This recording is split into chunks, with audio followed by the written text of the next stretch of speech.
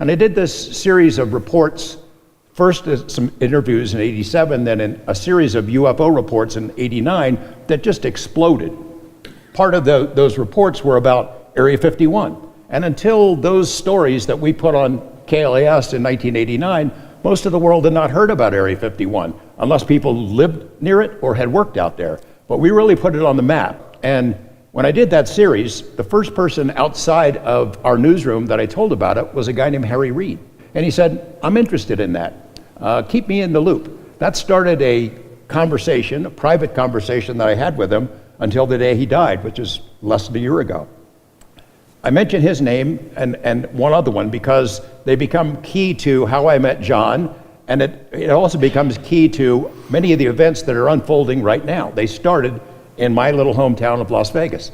The other person is, after we put those stories on, I get a call among the hundreds and thousands of phone calls, reaction from those who had seen the series, from a guy named Robert Bigelow. But a couple of weeks later, we got together, we struck up a friendship, and that friendship led to some amazing places. And it also led to a meeting of minds with Harry Reid that had dramatic effects on where this topic and how it's evolved. Get to know Robert Bigelow a little bit, and created his own organization called NIDS, the National Institute for Discovery Science. John Alexander, Colonel Alexander, was one of the key right-hand man to Bigelow when this thing was created.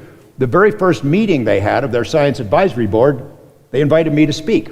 After I left that meeting, this science advisory board was so impressive. The makeup of the board, Edgar Mitchell, the sixth man to walk on the moon, Dr. Edgar Mitchell, and Harrison Schmitt, the last man to walk on the moon, at the time was a US Senator from New Mexico, Dr. Jacques Vallée, an amazing, a couple of people who'd worked for the CIA as contractors on remote viewing and other strange programs like that. An amazing group. First person I told about NIDS was Harry Reid.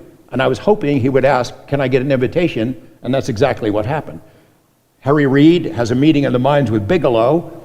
Some decade later, that partnership leads to the biggest government-funded UFO program in existence that we know of, something called AAWSAP. And that program studied Skinwalker Ranch.